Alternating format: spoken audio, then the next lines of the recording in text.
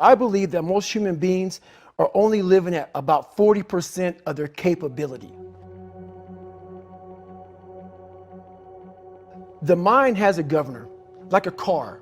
If you're driving a car and the car has a governor on it, the car may say 130 miles an hour, but the governor is set for 91. Once that governor sets in, you get to 91, that car starts doing this. The car wants to go. The car wants to go, but that fucking factory said, we're not going past 91. We have a factory, a nice governor in our brain, and it's a survival mechanism. It protects us from pain and suffering. The second we feel that shit, our mind says, oh no, this isn't fun. We should back off. We should sit down, find something more comfortable. And there's something about the mind. The mind has the tactical advantage over you at all times. At all times of your life, the mind has a tactical advantage over you. Why is that? It knows what you're afraid of. It knows your insecurities. It knows your deep, dark lies. And it starts to push you away from that shit. It pushes you in a direction that is comfortable. The mind controls everything. So what I realized was that when I was growing up and I was 300 pounds and I got all fat and I got all insecure, I realized that my mind kept taking me in this direction. When things got uncomfortable for me, when I was facing my insecurities, I was facing my fears, my mind said, oh no, we have the tactical advantage. We need to get you, separate you from this feeling over here. Life's all about feelings. We want the happy feeling. We don't want that feeling of this sucks. Why am I here? And you don't have any, so you can't answer those questions, so you leave. I started realizing that if in that moment you can answer those up questions and you are now in charge of your brain versus your brain ruling you, that's where all that stuff comes from. So the 40% rule is all of that. You get to 40%, your brain says, we're done. Let's roll, man. This is starting to get painful. This is uncomfortable. So you sit down. You have to figure out ways, and everybody's different. That's how the book kind of talks about, like we all have these things about, 5 steps to this and 4 steps to this. It's a lot more than that. That's all bullshit.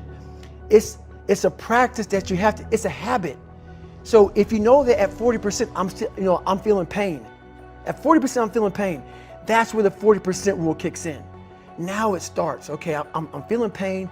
My mind's saying all this shit to me. It's saying, get out of here, run, flee. The fight or flight kicks in. Okay, we're done. We're not good enough. It starts telling you all these things. You start to believe it because the mind controls all. This is the time where you have to gain control back of your mind. It's okay. Let me see if I can go 45%. And once you start giving yourself more and more hope and start realizing, okay, the mind starts to be, okay, what are you doing? We're supposed to be going right and you're going left. You start then controlling your mind. Start finding more in yourself. And then it goes from 40% to a lot further than that. But that's the start of it though. Get to the spot where your mind is saying stop. Wherever that is, you gotta get there first. And then that's when that shit starts to work for you. You gotta control yourself in that moment. So a lot of people can live with themselves. That's the first thing. A lot of people can live with themselves, look in the mirror and say, I'm okay with being afraid. I'm okay with going on this easy highway over here. The easy highway has all these fucking signs and shit, directions, how to get somewhere. And you have to first be uncomfortable with how you feel about yourself. With that voice that a lot of us like to run away from, we all have it. We all have that voice that's saying, hey man, you're kind of wimping out right now. You're kind of being a little punk right now. But a lot of us say, okay, that's okay. It's okay to tell these little white lies to ourselves. So we first have to face the real you. The real me is David Goggins. The real me is a guy looking at you right now saying, I don't want to fucking be on this show right now because I used to stutter as a kid. And I'm afraid of that. I'm afraid that here in a second, I'm going to start fucking stammering and stuttering and the whole world is going to know that I have all these issues. But that's when I see right now, okay, Goggins, you got to go on this fucking show. That's Goggins. Goggins is saying, okay, David Goggins, you're a punk. Life made you this way.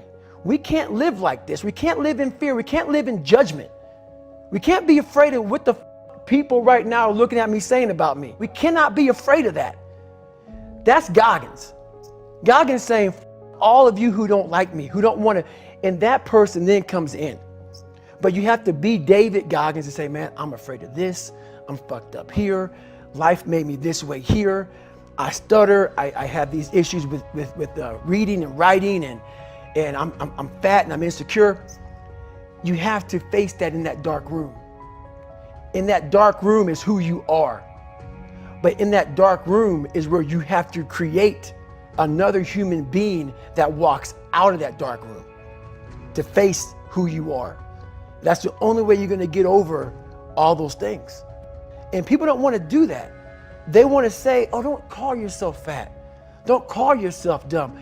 If you're not real and raw with who the you are, nothing's going to change. And in this nice new world that we live in, we want to hear, you're just a little big. No, man, you might be fat. And it's okay to hear that from yourself and from everybody else. So that's where it started at. And it's raw. It gets ugly sometimes with me in that mirror.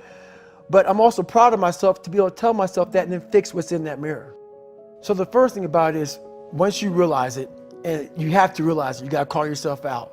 Addressing it is very small. It doesn't go from like one morning I'm this way, next morning I wake up and presto, 5 steps to greatness. No, it ain't that, brother. You read my book, this is hard work. It's every day, like right now. I had to be honest with you, man. I'm even shaking right now being on this show. I'm a big time introvert. How you address it is you face it.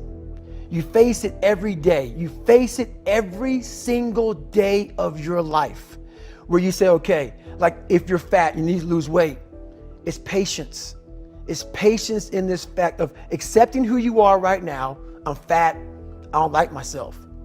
Accepting the fact that if you lose 3 or 4 pounds, that's a huge accomplishment. You have to live in your own world. You cannot judge yourself. That's why social media and all these things are horrible. You can't judge yourself off of the so-called competition that we have made up in our mind. The things that, how people look, how people act, how smart someone is. This is a race that you run completely alone. A lot of folks talk so much shit about, hey, I'm going to change your life. I'm going to do this. I'm going to do that. Are you accountable for what you're doing? Are you accountable? And I mean to the T for what you're saying. I am. And that's where it started. It started with that total accountability of, let's not lie today. Let's tell people the truth about who you are. And when you can get on and tell someone, like I'm doing right now, exactly how f***ed up you are, that's the goal in life. To put your life on a billboard, on the busiest road, in the busiest highway in the world, and say, this is how f***ed up I used to be. Take it or leave it.